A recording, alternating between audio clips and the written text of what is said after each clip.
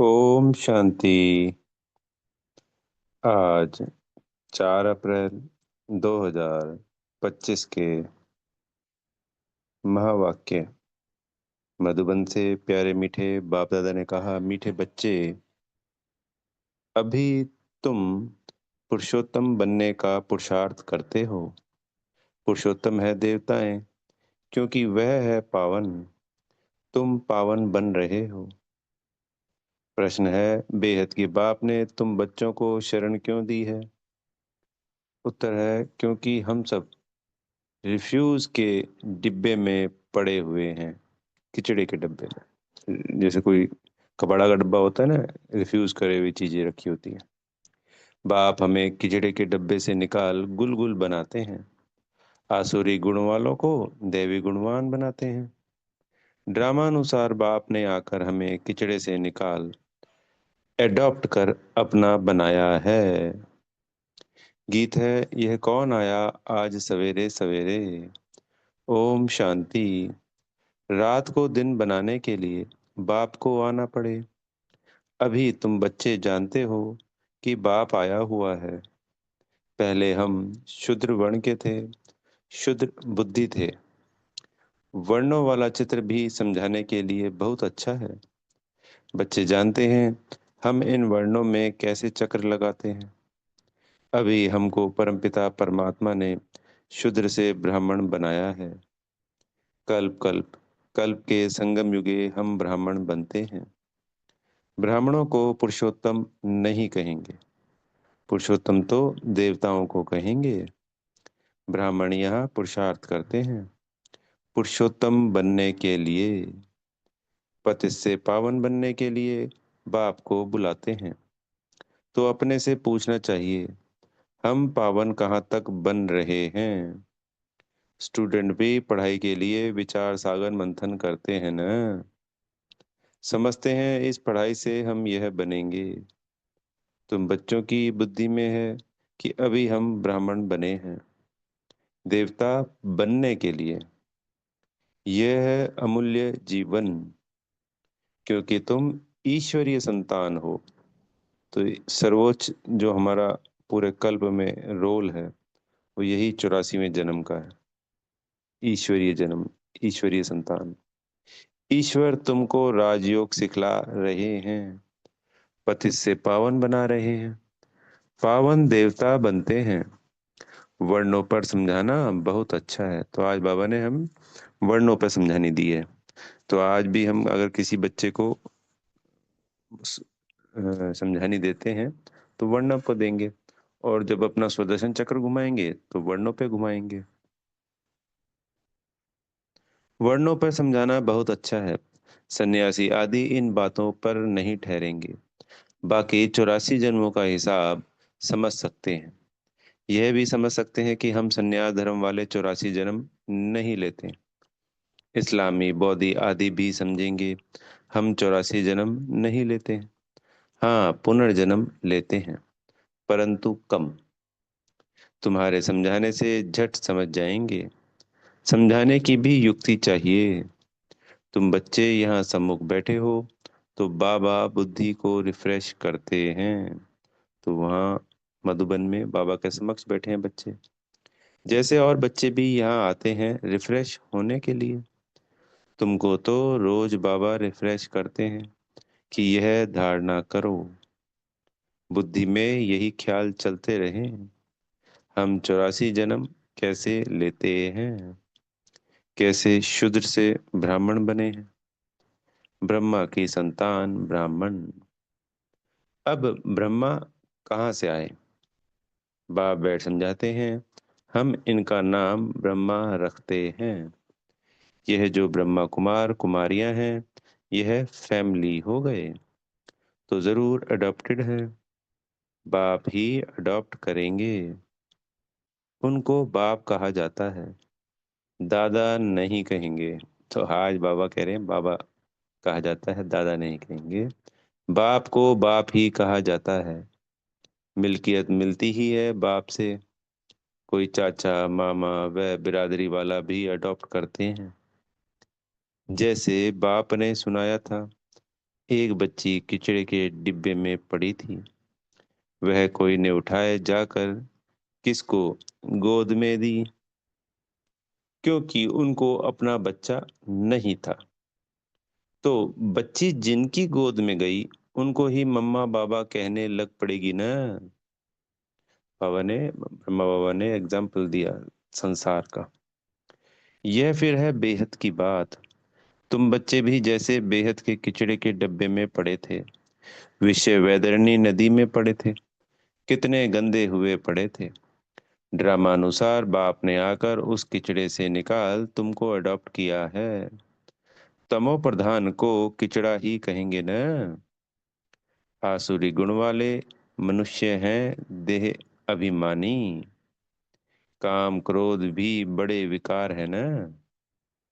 तो तुम रावण के बड़े रिफ्यूज में पड़े थे, वास्तव में रिफ्यूजी भी हो। अब तुमने बेहद के बाप की शरण ली है, रिफ्यूज से निकल गुलगुल देवता बनने। तो बाबा की शरण हमने कैसे ली है? रिफ्यूज से निकल गुलगुल बनेंगे, फूल बनेंगे। इस समय सारी दुनिया रिफ्यूज के बड़े डिब्बे में पड़ी है।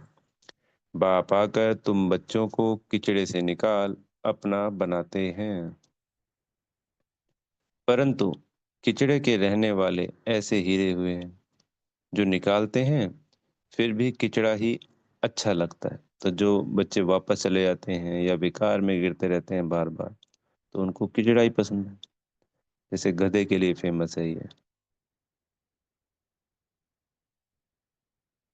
बाप आकर बेहद के किचड़े से निकालते हैं, बुलाते भी हैं बाबा आकर हमको गुलगुल बनाओ। कांटों के जंगल से निकाल फ्लावर बनाओ, खुदाई बगीचे में बिठाओ। अब असुरों के जंगल में पड़े हैं, बाप तुम बच्चों को गार्डन में ले चलते हैं। शूद्र से ब्राह्मण बने हैं, फिर देवता बनेंगे। यह देवताओं की राजधानी है, ब्राह्मणों की राजाई है नहीं। भल पांडव नाम है, परंतु पांडवों को राजाई नहीं है। राजाई प्राप्त करने के लिए बाप के साथ बैठे। बेहद की रात अब पूरी हो, बेहद का दिन शुरू होता है। तो हमारी राजाई कब शुरू होती है? दिन में शुरू होती है। अभी हम उसकी प्रारब्ध कमा रहे हैं। गीत सुना है ना, कौन आया सवेरे सवेरे। तो जैसे अभी बाबा ने पांडवों की बात की, तो ऐसा नहीं कि सिर्फ भाइयों की बात करी। जब बाबा शिव शक्ति कहते हैं तब सभी बच्चे बाबा के शिव शक्ति हैं, चाहे बहनें हैं चाहे भाई हैं। और पांडव कह रहे हैं तो कहा पांडवों को है, पर वो सभी के लिए है। क्योंकि सिर्फ पांडव ही थोड़ी बनेंगे वह महाराजा महारानी, तो कोई भी बन जाएगा, आत्मा की बात है। सवेरे सवेरे आते हैं रात को मिटाए दिन बनाने, अर्थात स्वर्ग की स्थापना करने, नरक का विनाश कराने। यह भी बुद्धि में रहे तो खुशी हो। जो नई दुनिया में उच्च पद पाने वाले हैं, वह कभी अपना आसुरी स्वभाव नहीं दिखाएंगे।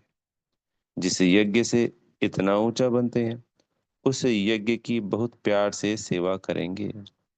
ऐसे यज्ञ में तो हड्डियां भी दे देनी चाहिए। अपने को देखना चाहिए, इस चलन से हम ऊंच पद कैसे पाएंगे? बेसमझ छोटे बच्चे तो नहीं है ना, समझ सकते हैं राजा कैसे प्रजा कैसे बनते हैं। बाबा ने रथ भी अनुभवी लिया है, जो राजाओं आदि को अच्छी रीति जानते हैं। राजाओं के दास दासियों को भी बहुत सुख मिलता है।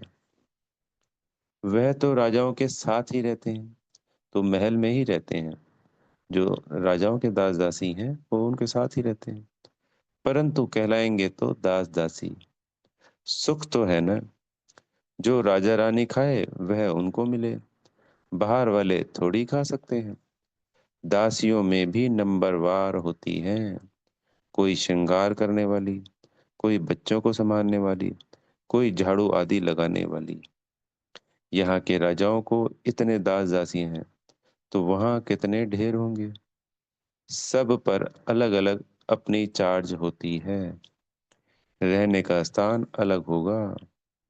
वह कोई राजा रानी जैसे सजाया हुआ नहीं होगा। तो जो उनका कमरा होगा वो थोड़ी, वो तो सिंपल साधारण होगा, होगा तो सोने का ही, पर सिंपल साधारण होगा।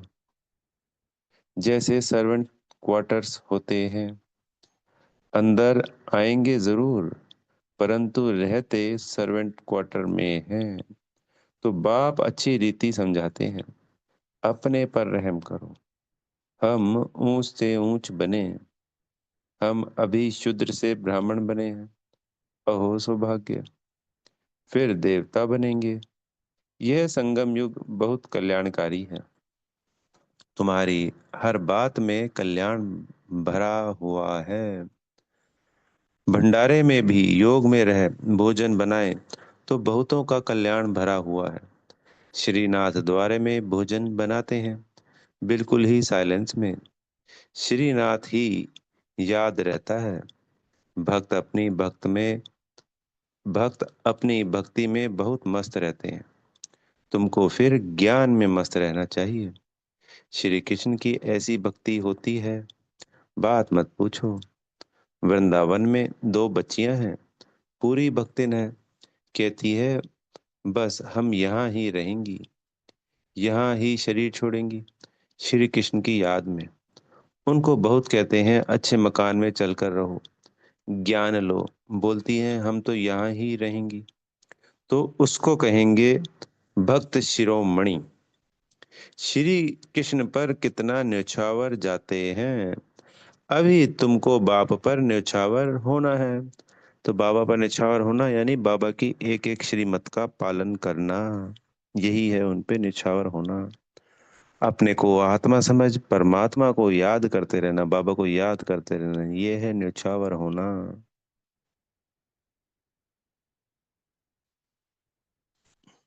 सिवाय एक बाबा के किसी और की नहीं सुनना, यानी और दूसरे की मत का पालन नहीं करना, सिर्फ एक और एक श्रीमत।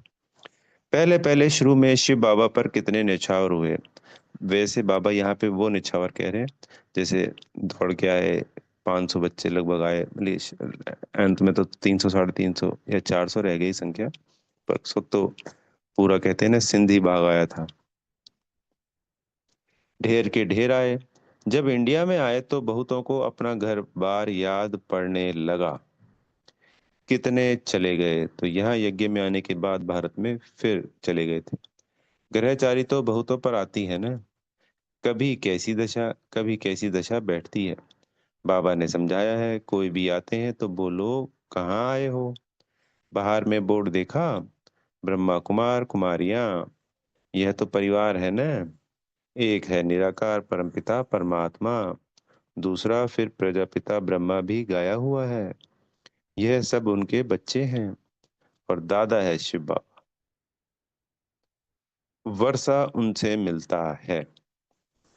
अब यहाँ पे बाबा ने हमें कहा कि ब्रह्मा बाबा हमारे बाबा हो गए और शिव बाबा हमारे दादा हो गए, तो दादा को हम पोतरे पोतरियों को वर्षा हम दादा से ले रहे हैं। वह राय देते हैं मुझे याद करो तो तुम पतित से पावन बन जाएंगे। कल पहले भी ऐसी राय दी थी। कितनी ऊंच पढ़ाई है, यह भी तुम्हारी बुद्धि में है। हम बाप से वर्षा ले रहे हैं, तुम बच्चे मनुष्य से देवता बनने की पढ़ाई पढ़ रहे हो। तुम्हें जरूर दैवी गुण धारण करने हैं। तुम्हारा खान पान बोलचाल कितना रॉयल होना चाहिए। देवताएं कितना थोड़ा खाते हैं, उनमें कोई लालच थोड़ी रहती है। 36 प्रकार के भोजन बनते हैं, खाते कितना थोड़ा है। तो हमेशा देवताओं की जो रॉयल कुल में होते हैं, महाराजा महारानी और उनकी पूरी फैमिली, 108 वाली, वो 36 प्रकार का भोजन बनता है। तो उसी में से वो थोड़ा थोड़ा खाते हैं, चम्मच चम्मच भर के, 2 4 चम्मच एक टाइम पे। ऐसा नहीं है कि कोई पेट भर के खाते हैं आज के तरीके से। और फिर बाकी का सब दास दासियों में बांट दिया जाता है, दे दिया जाता है। खाते कितना थोड़ा है। खान पान की लालच रखना, इसको भी आसुरी चरण कहा जाता है। दैवी गुण धारण करने हैं, जो खान पान बड़ा शुद्ध और साधारण होना चाहिए। परंतु माया ऐसी है जो एकदम पत्थर बुद्धि बना देती है। तो फिर पद भी ऐसा मिलेगा। बाप कहते हैं, अपना कल्याण करने के लिए दैवी गुण धारण करो। अच्छी रीति पढ़ाएंगे तो तुमको ही इजाफा मिलेगा। बाप नहीं देते हैं, तुम अपने पुरुषार्थ से पाते हो। अपने को देखना चाहिए, कहाँ तक हम सर्विस करते हैं। हम क्या बनेंगे? इस समय शरीर छूट जाए तो क्या मिलेगा? बाबा से कोई पूछे तो बाबा झट बता दे कि इस एक्टिविटी से समझा जाता है यह फलाना पद पाएंगे। पुरुषार्थ ही नहीं करते तो कल्पांतर के लिए अपने को घाटा डालते हैं। अच्छी सर्विस करने वाले जरूर अच्छा पद पाएंगे। अंदर में मालूम रहता है यह दास दासी जाकर बनेंगे, बाहर से कह नहीं सकते। स्कूल में भी स्टूडेंट समझते हैं हम सीनियर बनेंगे, वह जूनियर। यहाँ भी ऐसे हैं, सीनियर जो होंगे वह राजा रानी बनेंगे, जूनियर कम पद पाएंगे।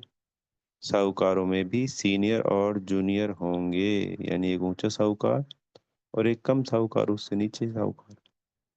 दास दासियों में भी सीनियर और जूनियर होंगे। सीनियर वालों का दर्जा ऊंच होता है। झाड़ू लगाने वाले दासी को कभी अंदर महल में आने का हुक्म नहीं रहता। इन सब बातों को तुम बच्चे अच्छी रीति समझ सकते हो। पिछाड़ी में और भी समझते जाएंगे। उच्च पद उच्च बनाने वाले का फिर रिगार्ड भी रखना होता है। देखो, कुमार का है, वह सीनियर है तो रिगार्ड रखना चाहिए। तो प्रकाश मणि दादी जी को बाबा कुमार का कहते थे, तो उनका रिगार्ड रखना चाहिए। बोली वो महारथी है, सीनियर है। बाप बच्चों का ध्यान खिंचवाते हैं, जो बच्चे महारथी हैं उनका रिगार्ड रखो। रिगार्ड नहीं रखते तो अपने ऊपर पाप का बोझा चढ़ाते हैं। यह सब बातें बाप ध्यान में देते हैं। बड़ी खबरदारी चाहिए। नंबरवार किसका रिगार्ड कैसे रखना चाहिए, बाबा तो हर एक को जानते हैं ना। किसको कहें तो ट्रैक्टर बनने में देरी ना करें। फिर कुमारियों, माताओं आदि पर भी बंधन आ जाते हैं, सितम सहन करने पड़ते हैं। बहुत करके माताएं ही लिखती हैं, बाबा हमको यह बहुत तंग करते हैं, हम क्या करें? अरे तुम कोई जानवर थोड़ी हो जो जबरदस्ती करेंगे। अंदर में दिल है तब पूछती हो क्या करूं। इसमें तो पूछने की बात ही नहीं। आत्मा अपना मित्र है, अपना ही शत्रु है। जो चाहे सो करो, पूछना माना दिल है। मुख्य बात है याद की। याद से ही तुम पावन बनते हो। यह लक्ष्मी नारायण नंबर 1 पावन है ना। मम्मा कितनी सर्विस करती थी, ऐसा तो कोई कह ना सके। हम मम्मा से भी होशियार हैं। मम्मा ज्ञान में सबसे तीखी थी। योग की कमी बहुतों में है। याद में रह नहीं सकते हैं। याद नहीं करेंगे तो विक्रम विनाश कैसे होंगे? लॉ कहता है पिछाड़ी में याद में ही शरीर छोड़ना है।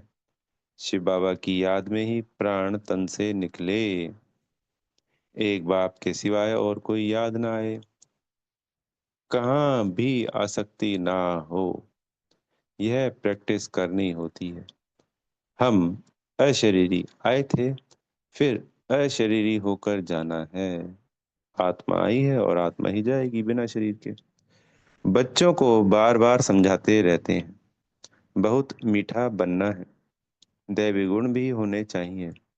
देह अभिमान का भूत होता है ना, अपने पर बहुत ध्यान रखना है, बहुत प्यार से चलना है। बाप को याद करो और चक्र को याद करो। चक्र का राज किसको समझाया तो भी वंडर खाएंगे। 84 जन्मों की ही किसको याद नहीं रहती तो 84 लाख फिर कैसे कोई याद कर सके, ख्याल में भी आ ना सके। इस चक्र को ही बुद्धि में याद रखो तो भी अहो सौभाग्य। अभी यह नाटक पूरा होता है। पुरानी दुनिया से वैराग्य होना चाहिए।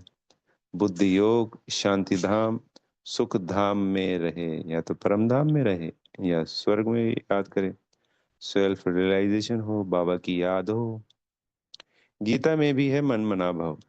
कोई भी गीता पाठी मन मना भाव का अर्थ नहीं जानते। तुम बच्चे जानते हो। भगवान वाच, देह के सभी संबंध छोड़ अपने को आत्मा समझो। किसने कहा? स्वयं बाप ने। कोई फिर कहते हैं हम तो शास्त्रों को ही मानते हैं। भल भगवान आए तो भी नहीं मानेंगे। बरोबर शास्त्र पढ़ते रहते हैं। भगवान आए हैं, राजयोग सिखला रहे हैं, स्थापना हो रही है। यह शास्त्र आदि सब है ही भक्ति मार्ग के। भगवान का निश्चय तो वर्षा लेना भगवान का निश्चय हो तो वर्षा लेने लग पड़े, फिर भक्ति भी उड़ जाए। परंतु जब निश्चय हो न। अच्छा, मीठे मीठे सिकी लदे बच्चों प्रति माता पिता बाप दादा का याद प्यार और गुड मॉर्निंग। रूहानी बाप की रूहानी बच्चों को नमस्ते। हम रूहानी बच्चों की प्यारे मीठे माता पिताजी बाप दादाजी को याद प्यार गुड मॉर्निंग और नमस्ते। धारणा के लिए मुख्य सार में पहला पॉइंट, देवता बनने के लिए बहुत रॉयल संस्कार धारण करने हैं। खान पान बहुत शुद्ध और साधारण रखना है। लालच नहीं करनी है। अपना कल्याण करने के लिए दैवी गुण धारण करने हैं। दूसरा, अपने ऊपर ध्यान रखते सबके साथ बहुत प्यार से चलना है।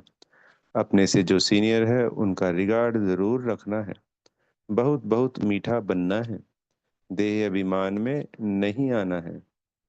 सदगुरु जी से वरदान मिला है, बीती हुई बातों को रहमदिल बन समाने वाले शुभ चिंतक भव। यदि किसी की बीती हुई कमजोरी की बातें कोई सुनाए तो शुभ भावना से किनारा कर लो। व्यर्थ चिंतन या कमजोरी की बातें आपस में नहीं चलनी चाहिए। अगर कोई दूसरा कह रहा है तो अनसुना कर देना। अगर अनसुना नहीं करते हैं या उसको छोड़ नहीं सकते हैं, मना कर सकते हैं तो मना कर दें। मना नहीं कर सकते हैं तो जिसके लिए कह रहा है उसको भी शक्तियां देनी है, और जो सुना रहा है उस वक्त सुनाते वक्त उसको भी शक्तियां देते जाएं। आत्मा समझ उस आत्मा को शक्तियां दे। व्यर्थ चिंतन या कमजोरी की बातें आपस में नहीं चलनी चाहिए। बीती हुई बातों को रहम दिल बन समा लो। समाकर शुभ भावना से उस आत्मा के प्रति मनसा सेवा करते रहो। भले संस्कारों के वश कोई उल्टा कहता करता या सुनता है तो उसे परिवर्तन करो। एक से दो तक, दो से तीन तक ऐसे व्यर्थ बातों की माला ना हो जाए, और हमें तो वो सुनकर उसको भूल जाना है, समा लेना है। कहीं दूसरे तीसरे चौथे को नहीं बताना है। और जब हम सामने वाले को शक्ति देंगे तो वो भी किसी दूसरे तीसरे से फिर करना बंद कर देगा। ऐसा टेंशन रखना अर्थात शुभ चिंतक बनना। स्लोगन है, संतुष्ट मणि बनो तो प्रभु प्रिय लोकप्रिय और स्वयं प्रिय बन जाएंगे। अव्यक्त इशारे, कंबाइंड रूप की स्मृति से सदा विजयी बनो। जैसे शरीर और आत्मा कंबाइंड है तो जीवन है।